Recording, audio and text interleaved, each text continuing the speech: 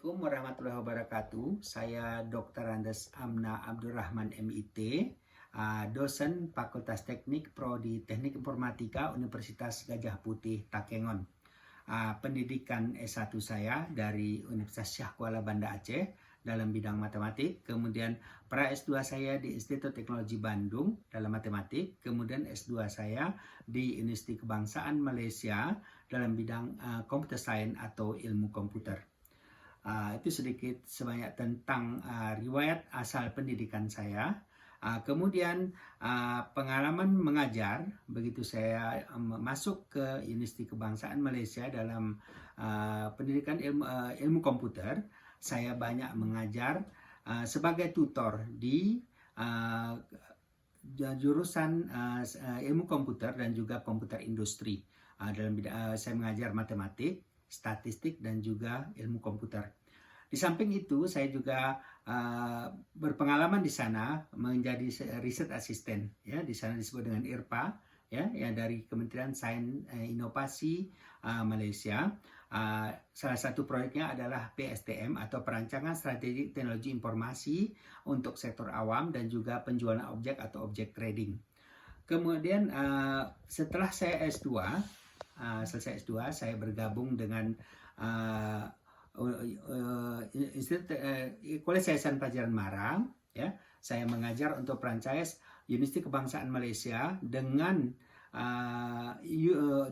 kolej, ya, mengajar program S1 untuk Science System. Kemudian saya bergabung dengan Kolej Pelajaran Marang Kuala Lumpur. Saya mengajar S1 Science System, kemudian S1 MMU Multimedia University, kemudian Diploma Sains Komputer Universitas Teknologi Mara, dan Diploma Sains Komputer Universitas Putra Malaysia. Setelah itu, saya kembali bergabung dengan UKM sebagai dosen di jurusan Sains Sistem Universitas Kebangsaan Malaysia, Fakultas Teknologi dan Sains Maklumat. Kemudian setelah beberapa tahun saya bekerja di sana, saya bergabung dengan Kolej SAL di Kuala Lumpur, mengajar untuk franchise dengan Australia, yaitu Edinson University Australia, dalam bidang software engineering dan juga sistem and network. Beberapa tahun saya di sana, kemudian saya bergabung dengan Universitas Tenaga Nasional sebagai riset asisten sambil melanjutkan program S3 di Science Engineering. Penelitiannya waktu itu adalah tentang parallel processing untuk komposit. Setelah itu saya bergabung dengan College of IT di Universitas Tenaga Nasional sebagai dosen di System and Network. Di sana penelitiannya adalah tentang jaringan berbagai macam. Yang penting di sana ada komunikasi antara dua mesin, itu dianggap adalah jaringan. Setelah itu saya kembali ke Takengon, ya, bergabung dengan Universitas Gajah Putih. Dalam pengajaran di Gajah Putih dari tahun 2010 saya banyak mengajar tentang teori komputasi, kemudian sistem cerdas, sistem pendukung keputusan, kemudian cloud computing, jaringan terdistribusi, dan juga sistem pakar dan sebagainya. Kemudian untuk penelitian pula, saya sangat berminat tentang sistem cerdas, terutama sistem pakar. Kemudian untuk cloud computing, saya sangat meminati tentang penggunaan cloud computing yang akan dipakai di Tanah Tinggi Gayo. Penelitian-penelitian yang bisa saya banggakan adalah seperti pemangkasan kopi menggunakan Android, karena di Takengon ini adalah banyak kebun kopi, ya. Jadi petani hanya perlu membawa Android, memutu kopi yang akan dipangkas, kemudian sistem akan memberi arahan cabang-cabang mana yang bisa dipangkas. Untuk cloud computing pula, penjualan kopi, kemudian pengutip kopi, mencari pengutip kopi adalah sangat susah ditekan pada musim kopi, maka cloud computing menolong. Jadi ada orang menawarkan jasa sebagai pemetik kopi, dan juga ada orang pencari jasa pengutip kopi. Demikian juga tentang penjualan ikan, ya, kemudian penjualan ikan, kemudian penjualan perabot, dan kemudian pencarian tukang di Tanah Gayo. Oke, untuk publikasi, saya telah menghasilkan beberapa jurnal, ya. Di antaranya waktu saya di Malaysia, saya telah menulis satu jurnal di Q2, kalau sekarangnya itu Malaysian Journal of Science. Waktu itu adalah berjudul Curing Simulation of Thermoset Composite Using IS Algorithm, ya. Kemudian di Indonesia, saya telah mempublikasikan 3 buku sampai hari ini, yaitu The Art of Digital Marketing. Saya menulis tentang business to business. Kemudian buku Fintech Innovation, saya menulis tentang sistem pembayaran digital. Dan juga buku sistem operasi, saya menulis tentang manajemen memori. Kemudian jurnal-jurnalnya adalah seperti jurnal Cloud Computing, penjualan Kerawang Gayo, kemudian juga penggunaan kecerdasan buatan atau sistem pakar dalam mendiagnosa penyakit saluran pernapasan. Kemudian satu lagi adalah tentang parallel computing juga, yang saya publikasi di jurnal Sinta 4. Sedangkan buku-buku lain dalam proses yaitu RPL, Java, dan juga tentang arsitektur sistem informasi. Banyak lagi yang pernyataan itu. Namun di samping saya mengajar di Takengon sebagai dosen teknik informatika, saya juga membuat pengabdian sebagai dosen luar biasa atau dosen tamu di Sekolah Tinggi Teknologi Payakumbuh, mengajar mata kuliah seperti Java, rekayasa perangkat lunak, jaringan distribusi, dan cloud computing juga. Untuk pengabdian masyarakat yang lainnya, saya mencoba membawa penelitian-penelitian tadi, ya, seperti salah satunya adalah penggunaan Android untuk pengecaman bahasa, karena di Takengon ada satu bahasa yang unik, yaitu bahasa Gayo. Jadi banyak turis karena Takengon adalah terkenal sebagai kota turis dan juga kota kopi di Aceh. Maka perlu ada satu aplikasi membolehkan turis-turis untuk memahami bahasa Gayo. Jadi saya berhasil menghasilkan satu penelitian tentang penggunaan Android dalam kamus bahasa Gayo. Untuk seterusnya, saya sebelum ini hanya untuk bahasa Indonesia ke bahasa Gayo dan juga bahasa Gayo ke bahasa Indonesia. Namun seterusnya, saya berharap akan ada bahasa Gayo ke bahasa Inggris dan bahasa Inggris ke bahasa Gayo.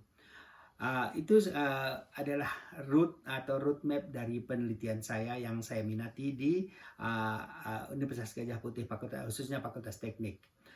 Sedangkan pengabdian, saya coba mengaplikasikan apa yang saya teliti tadi dan saya pergunakan di masyarakat, ya, dan kemudian saya menganalisisnya, dan kemudian juga memberi pengabdian berupa penggunaan teknologi informasi dalam peningkatan desa, peningkatan ekonomi desa, dan juga peningkatan efisiensi penggunaan penggunaan data di desa, seperti misalkan pengajarkan Microsoft Office, penggunaan gadget, Word, Excel, PowerPoint, dan sebagainya di pedesaan.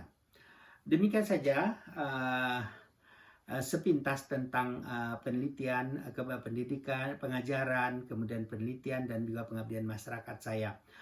Sedangkan untuk video pengajaran saya ada seperti pada video berikut ini. Oke, Assalamualaikum warahmatullahi wabarakatuh. Waalaikumsalam warahmatullahi wabarakatuh. Bagaimana kabarnya? Semua baik ya? Tugas yang lalu sudah diselesaikan ya? Oke, ini pertemuan kita yang ketujuh, yaitu set instruksi, ya. Nah, kalau kamu saya tanya set instruksi, berarti ada beberapa instruksi-instruksi yang tergabung menjadi satu, yang kemudian akan dijalankan oleh komputer, ya. Oke, ini saya ulang kembali, ya, kuliah yang lalu, yaitu tentang CPU. 3 hal utama di dalam komputer, yaitu satu adalah CPU, yang kedua adalah main memory, yang ketiga adalah I/O module, ya. Tetapi ketiga komponen ini pasti dihubungkan oleh sistem bus, ya. Mudah saja mengingat sistem bus itu apa, yaitu memindahkan satu tempat ke tempat yang lain, sama dengan bus atau bus yang kita pakai, ya. Oke, dalam memori isinya mungkin dia akan ada registernya atau kita sebut alamatnya mulai dari indeks 0 sampai kepada n-1 ya. Sekarang memori sudah ada sampai 1 tera ya memori. Ada 2 jenis memori ya yang kita selalu pakai di komputer kami itu. Ada yang menggunakan memori itu ada beberapa jenis. Ada yang disebut dengan random access memory atau RAM, ada juga disebut dengan ROM atau read only memory ya. Sedangkan untuk memori ini terbatas. Ingat ya, memori terbatas. Jadi di situ ada instruksi-instruksi yang ada di dalam itu, kemudian di bawahnya ada data-data. Kalau misalkan RAM kamu adalah 512 giga, berarti totalnya semua hanya mengingat 512 bit saja. Lebih dari situ tidak boleh. Ya, dia akan insufficient memory atau tidak cukup memori. Ya, oke. Instruksi ini akan dijalankan di CPU, ya, di CPU diproses. Contoh tadi, saya on-kan komputer dengan fokus, maka yang terjadi semua data-data dari dalam read only memory dipindahkan ke dalam ROM, dipindahkan dari ROM ke RAM atau random access memory. Sekarang apa yang terpapar di sini tersimpan di dalam RAM, ya, RAM atau random access memory. Ya. Tetapi untuk sampai keluar seperti ini, dia akan diproses instruksinya. Ya, kalau misalkan saya klik tadi cookie, maka cookie itu apa? Maka dijalankan proses di dalam CPU dan diangkat ke fokus sebagai outputnya. Nah, itu artinya prosesnya di sini dari memori pindahkan ke melalui sistem bus pindahkan di CPU dan diangkat ke I/O modul. Ya, I/O modul yang saya pakai ada 2 ini, yaitu satu monitor laptop saya, yang kedua adalah inputnya salah satunya kayak ini, ya, dari mouse, keyboard, itu adalah input dari CPU yang ada. Oke, ini kuliah yang lain. Jadi tapi untuk dalam CPU ini kamu harus ingat di situ ada PC atau program counter, ya, itu akan menghitung instruksi-instruksi yang telah dijalankan, ya. Kemudian IR ini adalah instruction register. Jadi instruksi itu ada di register, instruksi 1. Dia tidak disimpan di situ, tapi dia tidak tahu di memori mana tempatnya, tidak dipanggil, ya. Kemudian ada MER atau memory address register, ya, alamat yang harus didata juga. Sebelum itu ada memory atau register. Kemudian untuk IO modul yang dari sini akan diantar ke bagian IO modul, yaitu input output address register, dan kemudian ada input output power register.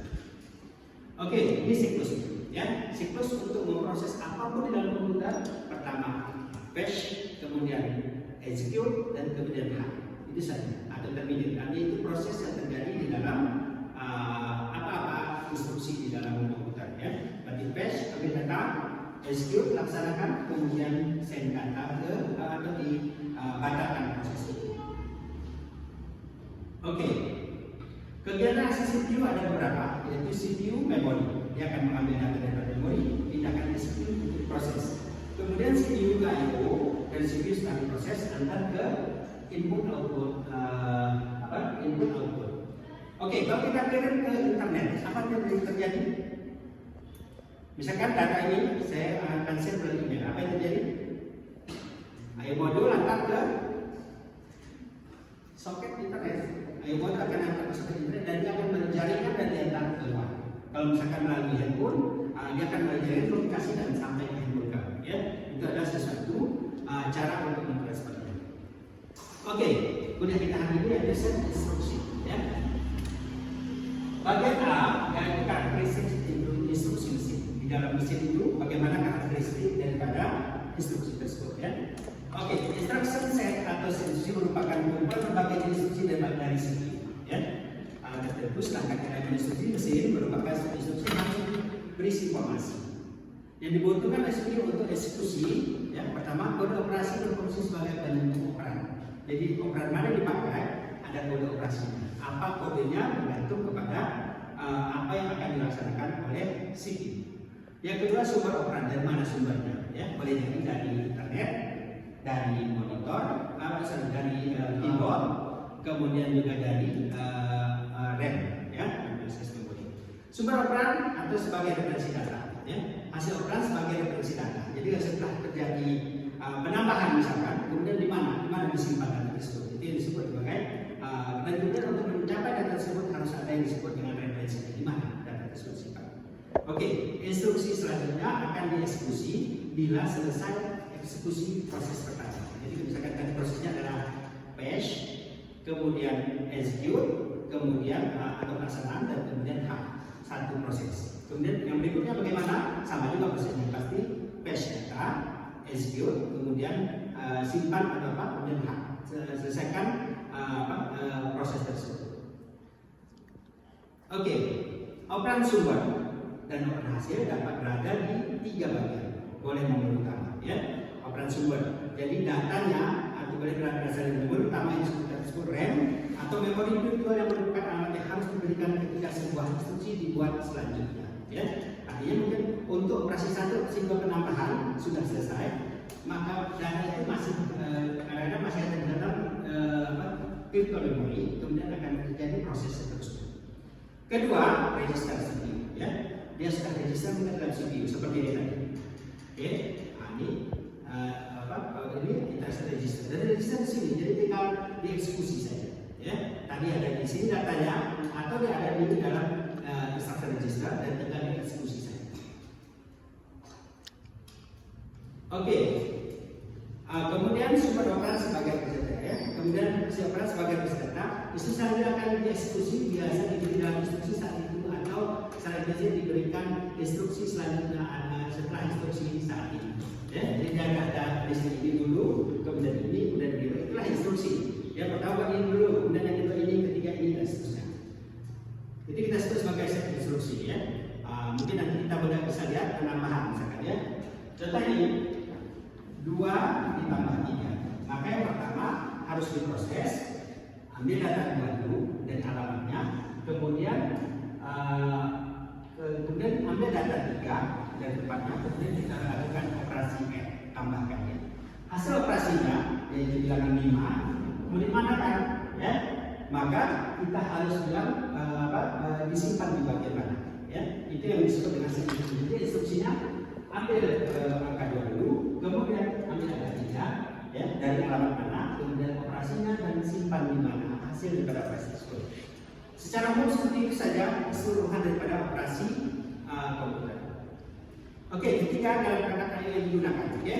Yang ketiga, setelah seperti ini, kamu tampilkan di mana? Apakah di monitor? Maka dia akan mengeluarkan angka 5 di monitor. Tapi data itu sebenarnya terregister di dalam register. Ya. Kemudian kalau disimpan, dia akan simpan ke dalam memori. Oke, sebentar itu yang sedikit pelajari pada mesin IIS, ya. IIS, ya. Ini adalah satu mesin pertama ya, yang dihasilkan oleh siapa yang tahu siapa yang menghasilkan mesin IIS? Ya, Pedoman yang pertama membuat mesin itu tahun 1946. Ya, ini mesin pertama yang bisa menyimpan data. Sebelumnya belum bisa menyimpan data. Itu biasa dilakukan dengan data bersifat mudah dipahami atau mudah diingat oleh manusia atau memori yang mudah dipahami. Contohnya, ya, untuk tambahkan seperti ini tadi, yang kita sebut sebagai ya. Kemudian sub atau kurangan atau bahasa Inggris adalah subtraction. Ya, kemudian yang ketiga adalah multiplication atau kalikan, seterusnya adalah divide, ya, dari 4 operasi yang selalu kita gunakan. Contoh di sini, ya, R, E, ya, di sini R, M, Y, artinya tambahkan R ke Y, ya, atau tambahkan Y ke R. Jadi hasilnya adalah seperti ini. Tambahkan data R operan pertama, jadi R adalah operan pertama, ini adalah operan kedua. Ini kita sebut sebagai operator. Ya, operator. Jadi kalau kodenya RG, artinya tambahkan data R dan Y. Oke, ini yang terjadi dalam komputer. Ya. Di situ ada ini kodenya, ini instruksi. Di mana instruksi di memori, di RAM, ya. Instruksi itu seperti ini, kita simpan di RAM, ya. Outputnya adalah operasi untuk atau output disebut dengan operation untuk apa operasinya, ya. Kemudian operan 1 A, operan 2 B. Jadi kodenya F, I, F, A atau B. Oke. Setelah itu terjadi, itu akan diantar ke instruction register di dalam CPU. Nah, setelah CPU ya, di atas CPU sebelah sini adalah memori. Yang garisan itu adalah bus.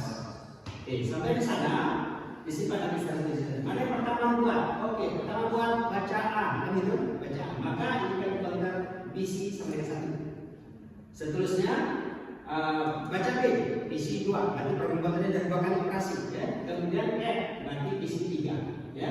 Tapi yang mengawal proses tersebut adalah kontrol ini. Dibaca dulu, seterusnya baca ini, kemudian tambahkan, dan kemudian mesti bagaimana. Itu semua dikawal oleh kontrol ini ya.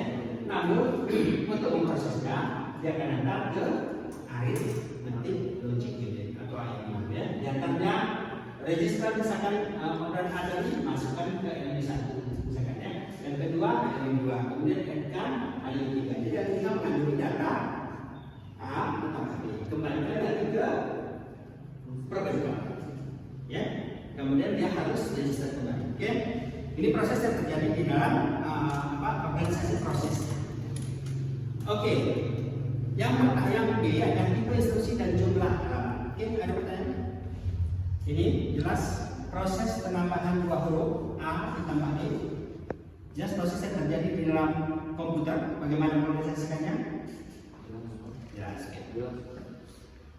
Oke. Tipe instruksi ya. Bagaimana instruksi supaya mudah ya? Tipe instruksi pada mesin komputer terbagi atas 4, yaitu instruksi untuk mengolah data aritmetik dan instruksi logika, penyimpan data yang merupakan instruksi memori, ya simpan, gitu ya. Itu instruksi memori. Pergerakan data dari dan menuju I/O.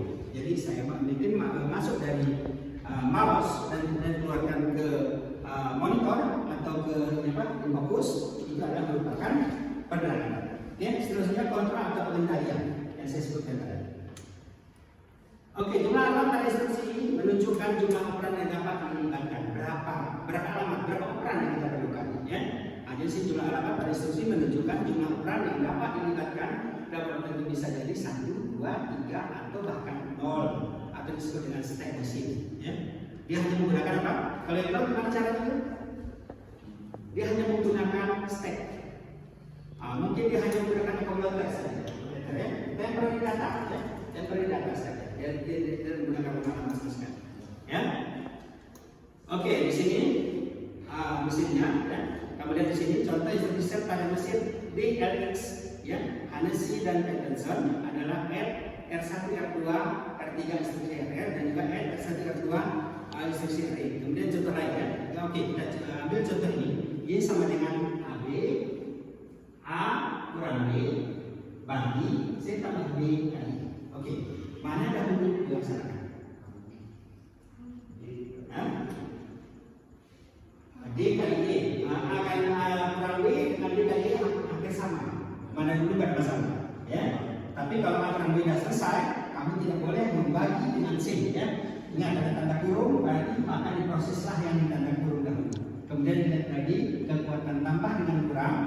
Mana lebih dahulu? Tambah dengan berapa lebih dahulu? Tapi kalau ada kurungan, maka dia harus didahulukan. Tambah dengan kali sama kuat, mana yang perlu didahulukan berdasarkan kepada tanda kurung yang diberikan. Oke, ya, gunakan 3 alamat instruksi sama-sama. A kurang B bagi C tambah B kali E. Temanya yang pertama kita melaksanakan A kurang B. Ya, di sini lihat Y sama dengan A kurang B bagi C tambah D kali dengan B. Oke? Ini. Ya. Jadi yang pertama dibuat A kurang B. Jadi komanya Y A B. Kita menggunakan 3 ruang alamat. Ada untuk Y, ada untuk A, ada untuk B. Jadi di sini kita begini ya. 3 ruang alamat. Ini Y, ini A, ini B. Oke? Ini menjadi 3 ruang alamat. Oke? 1, 2, 3. Jadi pertama Y, A, B. Pertama kita masukkan A di sini B. Oke? Oke, setelah itu Y, A, B. Apa artinya? Kurangkan ya, A dikurang B dan dimasukkan ke Y. Maka ini hilang. Jadi di sini jadi A kurang B. Memori 2 kosong ya. Sebab kita dengan perintah subtraction Y A B, berarti A kurang B masukkan ke Y. Sekarang nilai Y A B ada apa? A kurang B ada di Y. 2 kosong. Kemudian DE. Itu berapa? DE. Di situ DE, D kali E. Kemudian kita kali T, ya. D kali E kita kali T. Oke, kita buat di sini. Kita masih ada dua memori yang kosong. Oke, jadi kemudian kita buat D, ambil data pertama D, kemudian ada E, ya. Kalikan ya. Simpan di T. Oke. Sekarang dikali ini kita simpan ke atas di T, D kali E, D kali. Oke. Setelah itu apa yang terjadi? Ini ya, ini kosong sebab datanya sudah kita masukkan ke dalam D. Setelah itu T sama dengan T yang lama tambah C. Berdasarkan kepada ini kita sudah nyatakan sebagai T. Ini dia, ini C. Jadi sekarang T yang baru ini T yang lama, ini T yang lama ditambahkan dengan C. Jadi sekarang ini sini adalah T tambah D kali C. Oke, ini kosong masih ya, tidak berisi yang itu. Oke, yang berikutnya D, tadi kita katakan di sini D tadi, tapi sudah dipindahkan sekarang. Oke, sekarang D sama dengan D lama tambah C. Artinya Y sama dengan Y lama ditambah dengan T. Ya, bisa dibagi. Berarti D divided Y T artinya Y yang baru sama dengan Y yang lama ini dibagi dengan ini. Sekarang di sini sudah menjadi apa? C tambah D kali D sudah saja. Ini sudah tidak ada. Jadi sekarang hanya tinggal D saja. Ini pun sudah berbagi karena kita sudah memindahkan data tersebut. Jadi kita menggunakan 3 row halaman. Nampak tidak pembazirannya? Ya, tidak perlu, ya. Tapi ingat, penggunaan row halaman yang berlebihan akan menghabiskan memori. Ya. Oke, yang kedua, di program di atas hanya dibaca 4 set instruksi. Kelebihannya, set instruksinya cuma sedikit. Ya. Dalam program ini melibatkan bahwa word length untuk halaman akan lebih panjang ketika menggunakan 3 halaman yang dibaca dalam setiap instruksi C. Oke, ini menggunakan dua halaman. Soal yang satu, Y sama dengan A kurang D bagi dengan C tambah D kali D. Sama ya. Oke, kita menggunakan hanya dua halaman. Jadi begini, halaman 1, halaman 2. Kita ada 3 ya.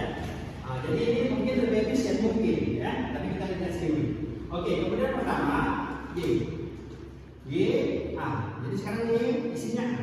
Oke. Isinya A. Kemudian Y sama dengan Y yang lama dikurang B.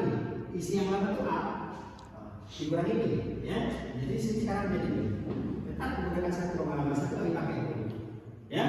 Kemudian yang berikutnya itu move Y berarti mau pindahkan daripada memori ya, daripada memori sini.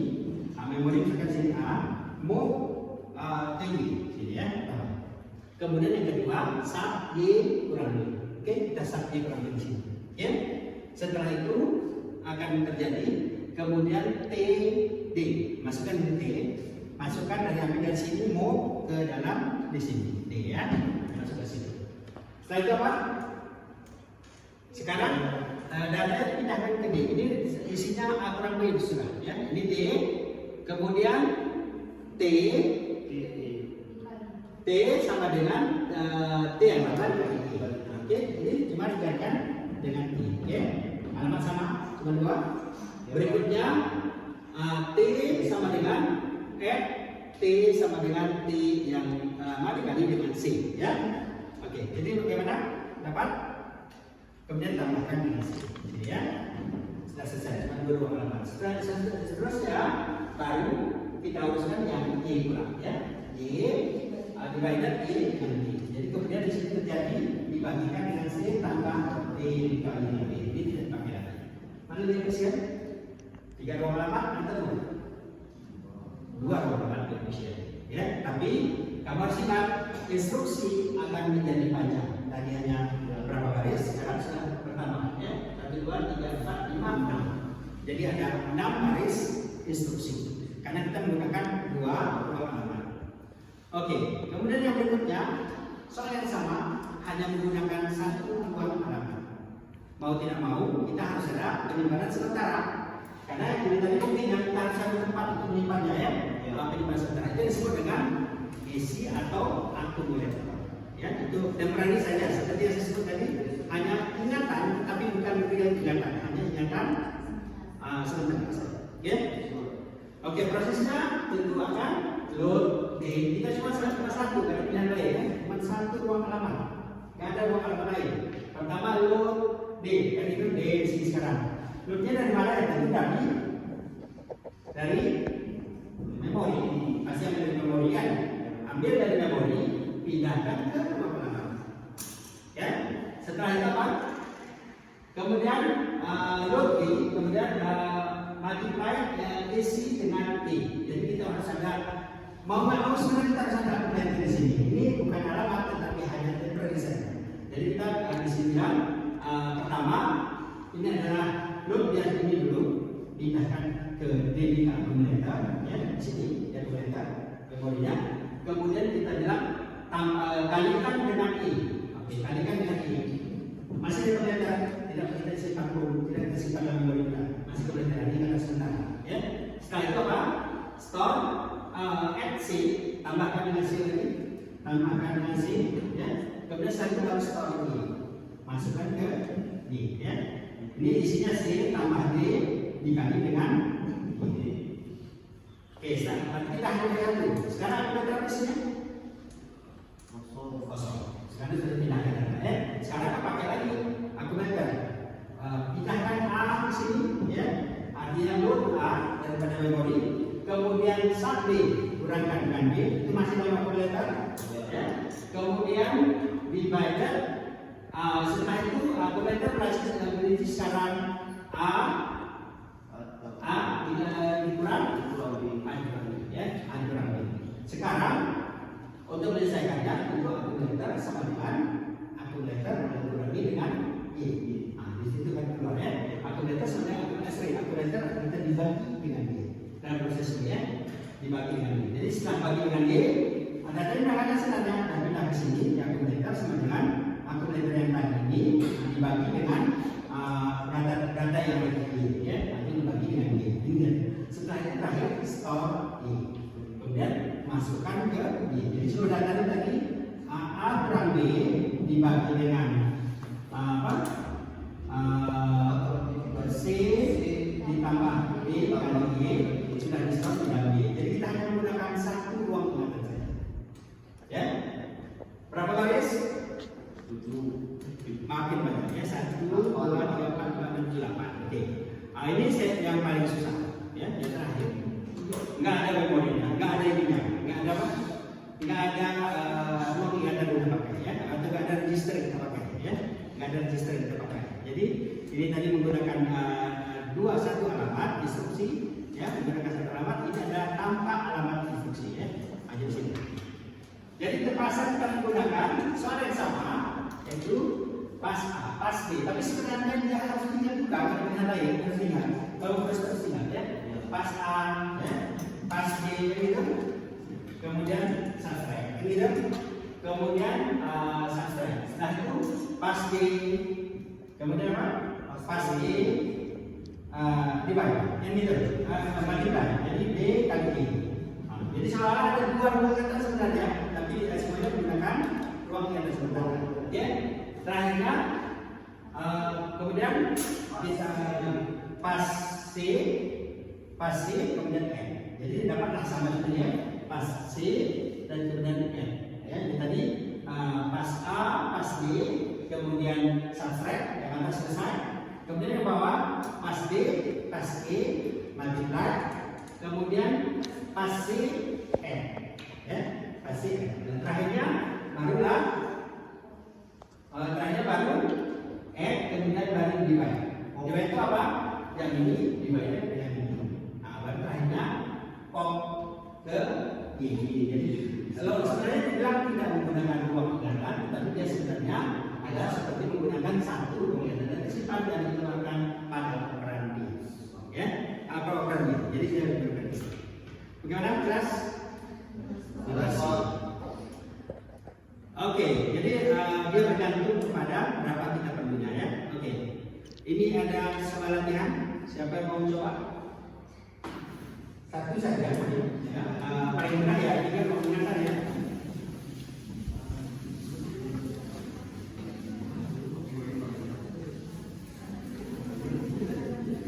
Paling mudah menggunakan tiga pengingatan. Ya, di sini soalnya adalah Y sama dengan A tambah B bagi C.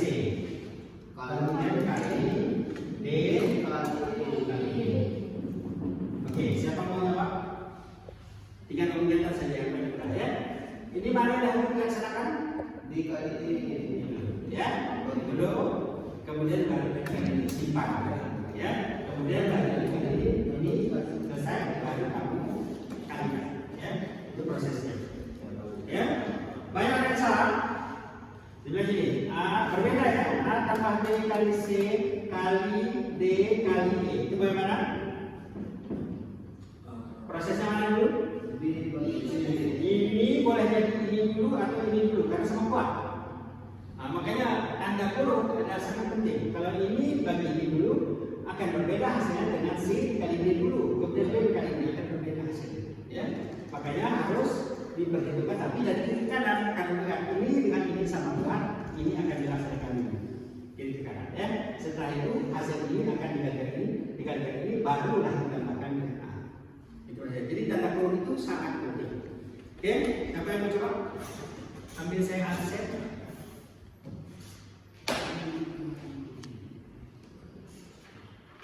Oke, Riko, Alwani, Rahmadi, Murwin, Rizky, ada tak ya? Rizky ada berita ya? Nggak ada. Kemudian Maulia, Salwani, Dia, kemudian Emi, nggak datang ya. Kemudian Kamila, okay.